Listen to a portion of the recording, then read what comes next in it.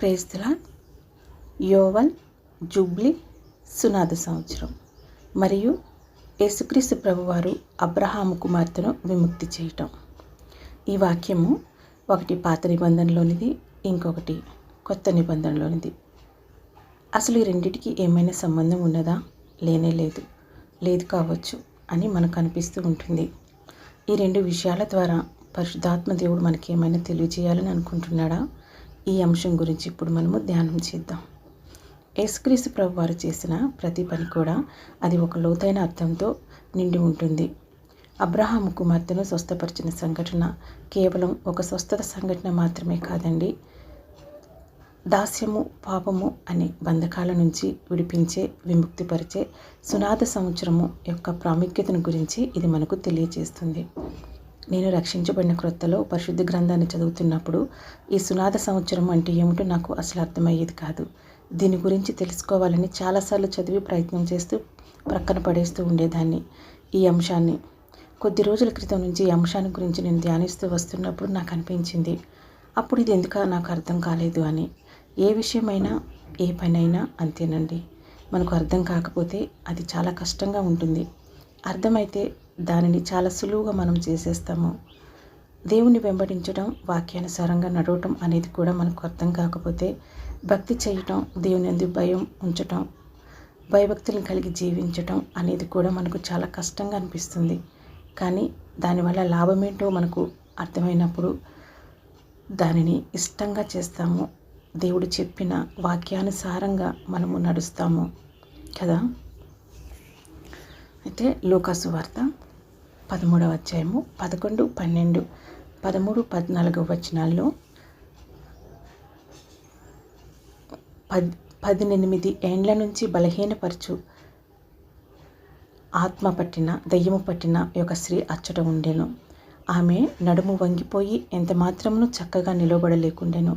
యేసు ఆమెను చూచి రమ్మని పిలిచి, అమ్మా, నీ బలహీనత నుండి విడుదల పొంది ఉన్నావని ఆమెతో చెప్పి ఆమె మీద చేతులుంచగానే ఆమె చక్కగా నిలవబడి దేవుని మహిమపరిచెను. యేసు విశ్రాంతి దినమున స్వస్థపరిచినందున ఆ సమాజ మందిరపు అధికారి కోపంతో మండిపడి జనసమూహమును చూచి, పని చేయతగిన 6 దినములు కలవు గనుక ఆ దినములలోనే వచ్చి స్వస్థత పొందుడి, విశ్రాంతి దినమందు రావద్దని చెప్పెను. నడుము వంగిపోయి ఉన్న ఆ స్త్రీని యేసు విశ్రాంతి దినమున స్వస్థపరిచినందున ఆ సమాజపు మందిరపు అధికారి కోపముతో మండిపడి, ఆ సమాజపు మందిరపు అధికారికి కోపం ఎందుకు వచ్చింది అని అంటే, దేవుడిచ్చిన 10 ఆజ్ఞలలో 4వ ఆజ్ఞ విశ్రాంతి దినమును కూర్చున్నది. నిర్గమకాండము 20వ అధ్యాయము 8 నుంచి 11 వచనాల్లో ఉంది. విశ్రాంతి దినమును పరిశుద్ధముగా ఆచరించుటకును జ్ఞాపకం ఉంచుకునుము. 6 దినములు నీవు కష్టపడి నీ పనంతయు చేయవలను. 7వ దినము నీ దేవుడైన యెహోవాకు విశ్రాంతి దినము. దానిలో నీవైనను, నీ కుమారుడైనను, నీ కుమార్తె అయినను, నీ దాసుడైనను, నీ దాసి అయినను, నీ పశువైనను, నీ ఇండ్లనున్న పరదేశి అయినను ఏ పనియు చేయకూడదు. 6 దినములలో యెహోవా ఆకాశమును, భూమియు, సముద్రమును వాటిలోని సమస్తమును సృజించి 7వ దినమున విశ్రమించెను. అందుచేత యెహోవా విశ్రాంతి దినమును ఆశీర్వదించి దాన్ని పరిశుద్ధపరచెను. ద్వితీయోపదేశకాండము 5వ అధ్యాయము 12 నుంచి 15 వరకు. నిర్గమకాండము 35వ అధ్యాయము 3వ వచనము. విశ్రాంతి దినమున మీరు మీ ఇండ్లలో ఎక్కడనూ అగ్ని రాజపెట్టకూడదని వారితో చెప్పెను. విశ్రాంతి దినమున ఏ పనియూ చేయకూడదు అన్న ఆజ్ఞ, నియమము ఉన్న కారణమున నడుము వంగిపోయిన స్త్రీని యేసుక్రీస్తు ప్రభువారు స్వస్థపరిచే పనిని చేయటం అన్నది అక్కడ వారికి అభ్యంతర కారణముగా ఉన్నది. అందుకనే ఆ సమాజపు అధికారికి కోపం అన్నది వచ్చింది. లేవీకాండము 25వ అధ్యాయము 2, 3, 4 వచనములు. నీవు ఇశ్రాయేలుతో ఇట్లనుము, నేను మీకిచ్చుచున్న దేశంలోనికి మీరు వచ్చిన తరువాత ఆ భూమి కూడా యెహోవా పేరట విశ్రాంతి కాలమును ఆచరింపవలను. 6 సంవత్సరములు నీ చేను విత్తవలను. 6 సంవత్సరములు నీ ఫలవృక్షముల తోటను బద్దించి దాని ఫలమును సమకూర్చుకొనవలను. 7వ సంవత్సరము భూమికి మహావిశ్రాంతి కాలము, అనగా యెహోవా పేరట విశ్రాంతి సంవత్సరముగా ఉండవలను. అందులో నీ చేను విత్తకూడదు, నీ ఫలవృక్షముల తోటను శుద్ధిపరచకూడదు. దేవుడు నియమించిన విశ్రాంతి దినమును మానవులు, పశువులు, పనివాళ్ళు ఏ కాకుండా భూమి కూడా దానిని పాటించాలి అన్న ఆజ్ఞ ఇవ్వబడ్డది. ప్రతి 7వ సంవత్సరము భూమికి విశ్రాంతిని ఇవ్వాలి అన్న ఆజ్ఞను ఇశ్రాయేలులు పాటించేవారు. లేవీకాండము 25 అధ్యాయము 20వ వచనము. 7వ ఏట మేము ఏమి తిందుము, ఇదిగో మేము చల్లను పంట కూర్చొను మేము చల్లను పంట కూర్చును వల్ల కాదే అనుకుందురేమో. లేవికాండము 25:21. అయితే నేను 6వ ఏట నా దీవెన మీకు కలుగునట్లు ఆజ్ఞాపించెదను, అది 3 పంటను మీకు కలుగచేయను. 7వ సంవత్సరము మహావిశ్రాంతి దినము. పొలాలకు విశ్రాంతినివ్వాలి మరియు అప్పులన్నీ మాఫీ చేయబడాలి.